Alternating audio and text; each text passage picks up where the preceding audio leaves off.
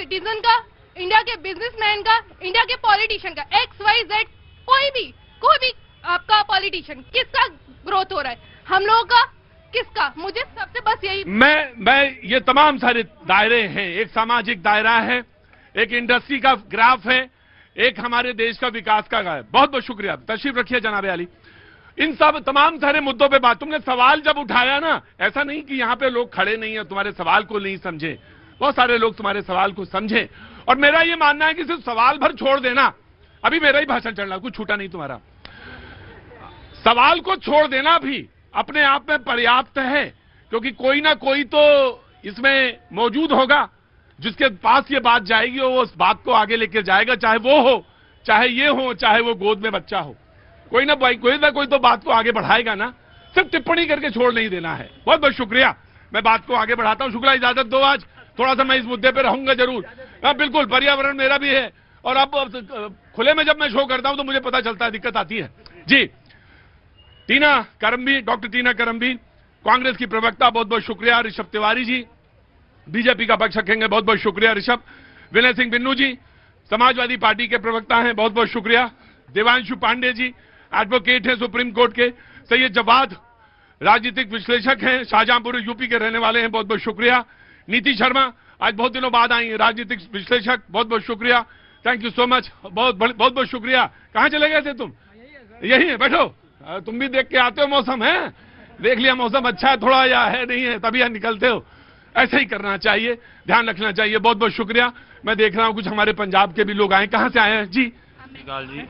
अमृतसर की धरती से आए हैं, गुरुओं की धरती से आए हैं, मैं माथा नवाता हूं, बहुत बहुत शुक्रिया, थैंक यू सो मच। बातचीत का सिलसिला शुरू करता हूं। कुछ बातें कही गई, और क्योंकि आज बंगाल की तरफ से आए हुए थे तो मैं बंगाल की बात, क्योंकि पन्ने तो मेरे पास बहुत सारे हैं, कहीं से भी शुरू कर सकता, लेकिन मैं दीदी के कमेंट से बातचीत शुरू करना चाहता हूं। इलेक्शन कमीशन चीफ परिवार तंत्र कर रहे हैं, और आप यानी इलेक्शन कमिश्नर, जो चीफ इलेक्शन कमिश्नर हैं, वो बीजेपी के गुलाम हैं। सब कुछ बिना प्लानिंग के गैर कानूनी, असंवैधानिक है। ये लोग देश को राम नाम सत्य की ओर ले जा रहे हैं, ये लोग देश को राम नाम सत्य की ओर ले जा रहे हैं। इसका मतलब सब जानते हैं, सब जब लाश ले जाते हैं तो ये उसका मतलब उधर ले जा रहे हैं। ये लोग पूरे देश को उसी दिशा में ले जा रहे हैं।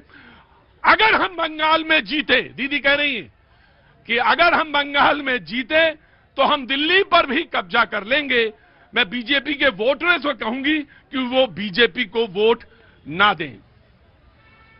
विजय शर्मा जी उप मुख्यमंत्री हैं छत्तीसगढ़ के, कह रहे हैं गांधी जी की मान्यताओं से बीजेपी ज्यादा गरीब है, और वो कांग्रेस को जनता के बीच मेहनत करने की जरूरत है, वो एक बात नसीहत की तरफ भी दे रहे हैं। ये तमाम बातें हैं। बातचीत के सिलसिले को शुरू करता हूं। सबसे पहले बीजेपी के प्रवक्ता को बुलाता हूं और अब बात को शुरू करता हूं। जी जनाब। भैया जी, कोसने के लिए ही सही, विरोधाभास के लिए सही, खूनी ममता की राजनीति जो कर रही है बंगाल में, उनके शब्द, उनके जुबान पे राम तो आया, लेकिन उनके जुबान पे तो हमेशा खैर अल्लाह ही रहता था, तुष्टिकरण ही रहता था। हमें अल्लाह से कोई दिक्कत नहीं, हमें जैसे होनी भी नहीं चाहिए आपको, हमें जैसे क्राइस्ट से कोई दिक्कत नहीं, वाहे गुरु से कोई दिक्कत नहीं, लेकिन अपने देश में अगर सनातन और राम का बदनामी करोगे, उस पर सवाल खड़ोगे, तो सीना ठोक के विरोध करते नजर आएंगे हम, और कोई संकोच नहीं है इसमें। दूसरी बात मैं कह रहा हूं, करिए कब्जा, वो समझती है बंगाल को पूरा देश, बंगाल से तो इनका कब्जा हटने वाला है, और देश की तो ख्वाब देखना छोड़ दे, परिवारवाद की बात कर रही है। अभिषेक बनर्जी रानीगंज से लेके आपका बर्दवान डिस्ट्रिक्ट से लेके कोलकाता डानकुनी तक कोयला का माफियागिरी चलाता है, वो किसका भतीजा है? आप अपने भतीजे को गुंडों के साथ मिलकर ठेकेदारी देते हैं, खनन करवाते हैं, वो मामा कौन सा है जो सलानपुर के अंदर से निकलता है? जवाब दिए ममता जी, आपके सामने वो युवक खड़ा है जिसकी गाड़ी को एक पेशेंट मेरे घर का परिवार जा रहा था, आपके कार्यकर्ता ने रोका क्योंकि मेरे गाड़ी में भाजपा का झंडा था। उस कार्यकर्ता का दर बता रहा हूं न्यूट्रल रूप से। दूसरी बात मैं कह रहा हूं, कितना भी चिल्ला लीजिए ना, ए रुकुम चौल में ना दीदी, ए खाने ए रकम चल में ना, देश की जनता जाग चुकी है, बंगाल की जनता जाग चुकी है, समय आने दीजिए। तुम्हारा जो एक खूनी खेल चल रहा था ना, right, taking your point, now the Congress will respond. जी, कांग्रेस की बारी है, कांग्रेस के बाद फिर डिबेट खोलता हूं मैं। जी समाजवादी। अमृतकाल चल रहा है, जीतन राम मांझी जी जो बयान दे रहे हैं, अगर यही समय अगर अमृतकाल चल रहा है तो उनको तो जेल में बैठा देना चाहिए था। लेकिन इनके साथ हुआ तो इनको तकलीफ हो रही है कि भाई हमने बीजेपी का झंडा लगा रखा तो हमारे साथ ऐसा व्यवहार हो रहा है। सोनम वांगचुक को भूल गए क्या? आपके झंडे लगने पर आपको इतनी तकलीफ हो रही है। आज ऐसे लाखों लोग हैं, अगर पत्रकार भी अगर खुल के बोल दे तो आज जेल में बैठा दिया जाता है। ये सच्चाई है, क्योंकि सच्चाई ये है, इसीलिए सब लोग नहीं, ये सच्चाई है।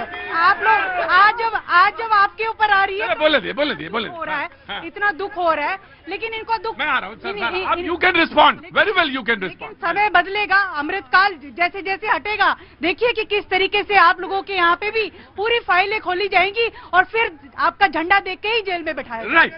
मैं आ रहा हूँ, जनता कुछ बोला। जी जनाब, कहाँ से हैं आप?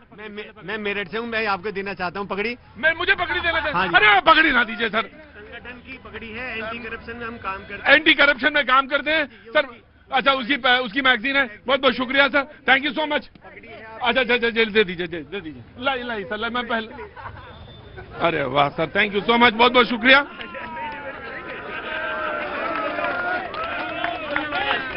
बहुत बहुत शुक्रिया, थैंक यू सो मच। बातचीत के सिलसिले को आगे रखते हैं, डिस्टर्बेंस नहीं होगी। जी जनाब अली। जी भैया जी कह रहे हैं कि बहुत बहुत शुक्रिया सर। पत्रकार को जेल में डाल के रख देते हैं। आपने अपने ही शो में कितनी बार कहा है मेरे डिबेट में शालीनता से खड़ा रहो, कितने लोगों को, तो वरना मैं बाहर कर दूंगा या निकल जाओगे। तो आपको आज तक कोई जेल में डाला है क्या? अरे साहब, यह भारतीय जनता पार्टी की सरकार है। जब हमें कोई गलती दिखाएगा, गलती सुधारने का काम करेंगे। आपके तरह आपातकाल लगा के एक युवक का जीवन को कलंकित करने का काम नहीं करेंगे। जो आप लोगों ने पूरा का पूरा मीडिया हाउस को जला के बंद कर दिया था 1975 से लेकर 77 का कार्यकाल याद कर लीजिए। देश में आज तक ऐसे हिटलर शाही सरकार नहीं जन्म ली जो इंदिरा गांधी के नेतृत्व में जन्म ली थी। और ये सीधा ठोक के कहता हूं, माइक लगा लेते क्या जनाब साहब आपकी? यार हिम्मत नहीं थी आपकी, क्या बात करते हो? इधर ऋषभ तिवारी को धक्का भी दे दो। ये गजब का फुटबॉल का गेम है। वो वाला कहता है इधर और वो वाला कहता है इधर। ठीक है, बढ़िया है। कहां जा रही थी आप? कहां जा रही हैं? रेलवे स्टेशन, या आ रही हैं या जा रही हैं? जा रही। तय कर लीजिए, आना है या जाना है। बहुत बहुत शुक्रिया। जी समाजवादी पार्टी आइए, फिर मैं बात करता हूं। जी ना तू पछताएगा जब सत्ता जाएगी छूट, क्योंकि अब जनता गई है रूठ। मैं बताना चाहता हूं कि अभी बता रहे थे, हमारे मित्र बता रहे थे कि यहाँ वहाँ खूनी खेल और बंगाल और ये सब बता रहे। क्यों नहीं बताते हो कि आज दवाओं में भी नशे के रूप में जहर दिया जा रहा है उत्तर प्रदेश के अंदर। कोडिन माफिया आज सक्रिय हैं। यही भारतीय जनता पार्टी के लोग हैं, यहीं पर सत्ता में बैठे हुए लोग हैं। उनके घर पर उनका अमित सिंह है,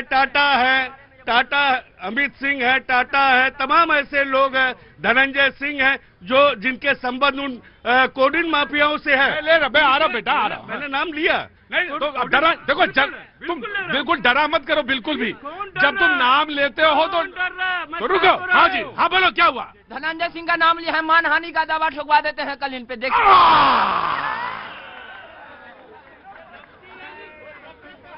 अरे बेटा हाँ, कोई बात नहीं तो शो तो कोई बोल रहे पॉलिटिकल पार्टी के हैं ये लोग। हाँ जी, हम डरते नहीं हैं ऐसे मानहानि के दावों से, जिससे उत्तर प्रदेश की छवि बिगड़ती हो, जहां पर नन्हे मुन्ने बच्चे दवा पी करके आज जो है मौत के शिकार होते हो। ये कहने से मुझे डर नहीं लगता। ऐसे तमाम मानहानि, उसमें नाम तो समाजवादी पार्टी के लोगों का बताया जा रहा है। सुनिए, उन्होंने कहा है, इन्होंने एक फोटो दिखाया कि ये देखिए माननीय अखिलेश यादव जी के साथ उस कोडिन माफिया का फोटो, यही ना?